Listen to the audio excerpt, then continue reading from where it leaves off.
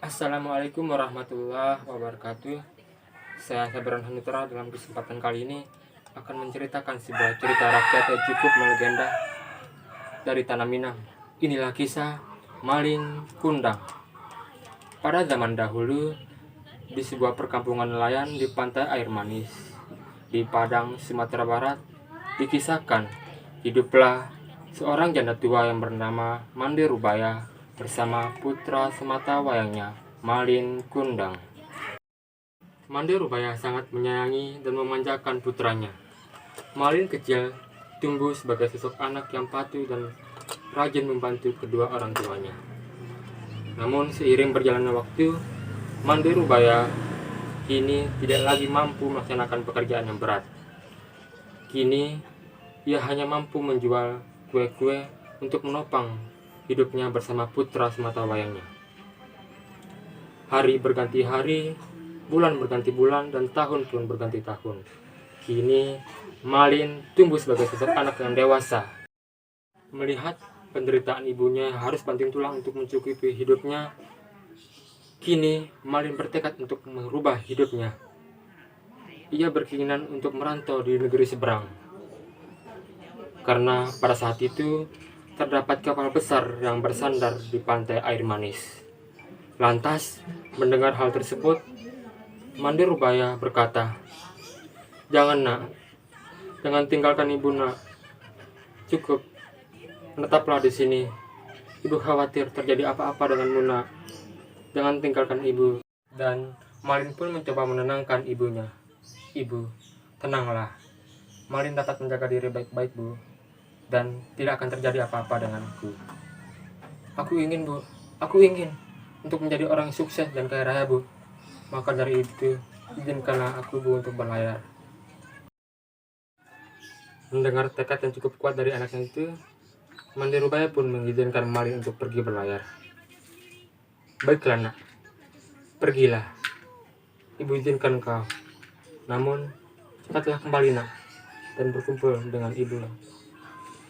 Nah, meski dengan berat hati, Mande Rubaya pun mengizinkan Malin untuk pergi merantau di negeri seberang. Mande Rubaya pun menyiapkan bekal untuk Malin sebagai makanannya dalam perjalanan. "Ini Malin, bekalmu, nak. Semoga kau selamat sampai tujuan, nak." Akhirnya, waktu yang tunggu pun telah tiba. Malin kini berlayar meninggalkan ibunya yang sendirian di rumah. Hari berganti hari. Setiap pagi dan sore hari, Mande Rubaya selalu memandang ke arah laut lepas. Ia berkata, "Sudah sampai mana kau nak? Semoga kau selamat sampai tujuan." Tanyanya dalam hati, dan ia selalu mendoakan keselamatan anaknya. Beberapa waktu kemudian, jika terdapat kapal yang hendak bersandar di pantai air manis, Mande Rubaya pun segera mungkin untuk menghampiri kapal tersebut dan bertanya kepada awak kapalnya, "Apakah kau lihat Malin, anakku? Apakah dia baik-baik saja? Kapan dia pulang?" Namun, pertanyaan-pertanyaan itu tak kunjung mendapatkan jawaban dari awak kapal maupun nahkoda. Kini, Mande Rubaya pun menua dan ia harus berjalan terbungkuk-bungkuk. Suatu hari, Mande Rubaya pun tak sengaja bertemu dengan nahkoda yang pernah membawa Malin ke negeri seberang tersebut. Dan nahkoda itu pun menceritakan akan kesuksesan yang ia peroleh oleh anaknya. Ia mengatakan, "Mande, apakah kau tahu Malin anakmu kini telah menjadi orang yang kaya raya di negeri seberang. Dan kini ia telah menikah dengan putri bangsawan." 3. Mande Rubaya pun sangat gembira mendengar kabar tersebut. Sinar keceriaan mulai tampak kembali pada dirinya. Namun, selama berbulan-bulan, kabar kedatangan Malin tak kunjung ada. "Malin, Malin anakku, kapan kau pulang nak? Ibu sangat merindukanmu di sini."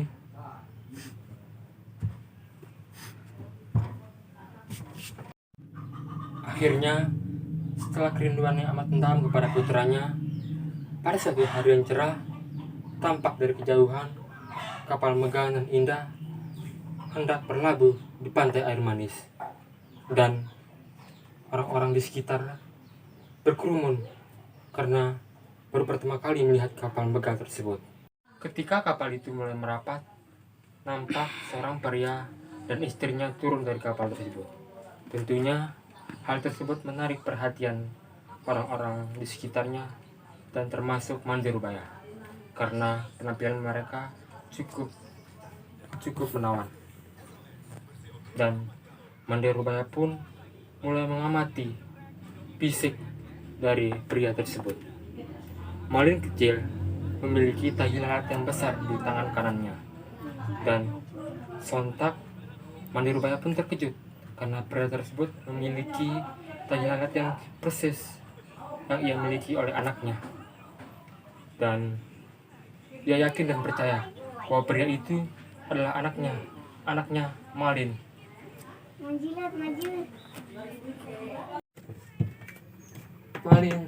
Malin, kau benar kan anakku Malin? Mengapa kau terlalu lama meninggalkan ibu nak? Ibu selalu khawatir denganmu nak. Kemudian mendengar hal tersebut, istri Malin pun mulai mendekat. Apa? Ini ibumu? Bukankah kau mengatakan dahulu ibumu adalah seorang bangsawan sama sepertiku? Jadi selama ini kau berbohong suamiku?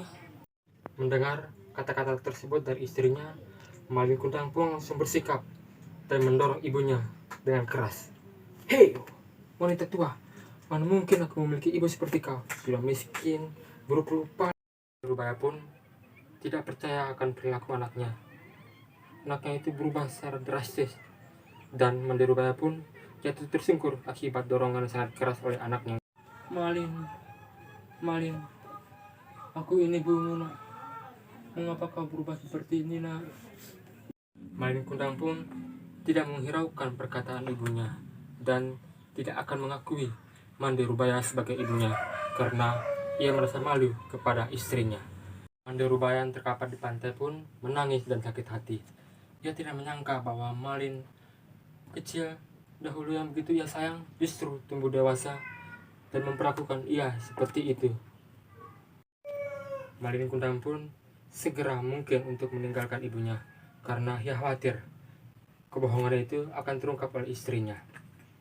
Ayo Dinda, ayo kita kembali, sepertinya kita salah dan berlabuh. Mande Rubaya pun melihat dari kejauhan kapal Malin yang mulai menjauh. Ia sangat yakin dan percaya bahwa pria itu adalah anaknya yang bernama Malin. Mande Rubaya pun menengadahkan tangan ke atas langit dan berdoa dengan hatinya yang pilu. Ya Tuhan, jika memang pria itu bukan anakku, maka aku maafkan ia dan semoga ia selamat sampai tujuan. Namun, jika pria itu memang anakku, Malin Kundang, maka aku mohon kepadamu ya Tuhan, aku mohon keadilanmu. Hujan tiba-tiba turun dengan amat derasnya. Badai pun terjadi di tengah lautan dan menghantam kapal yang dibawa oleh Malin Kundang dan menghancurkan kapal tersebut hingga berkeping-keping. Malin Kundang pun berhasil menyelamatkan diri dari badai yang cukup besar menghantam kapalnya, dan perlahan ombak membawanya hingga ke bibir pantai. Malin sadar bahwa musibah yang ia alami sebagai akibat kedurhakaan ia kepada ibunya. Ia ingin sekali untuk meminta maaf kepada ibunya, namun nasi telah menjadi bubur. Azab Tuhan telah datang kepadanya. Tubuhnya tiba-tiba mengeras, kaku, tidak dapat digerakkan, dan perlahan ia berubah menjadi batu. Tubuhku mengeras. Ibu, tolonglah anakmu nih, Bu. Ibu, maafkan anakmu nih, Bu. Ibu.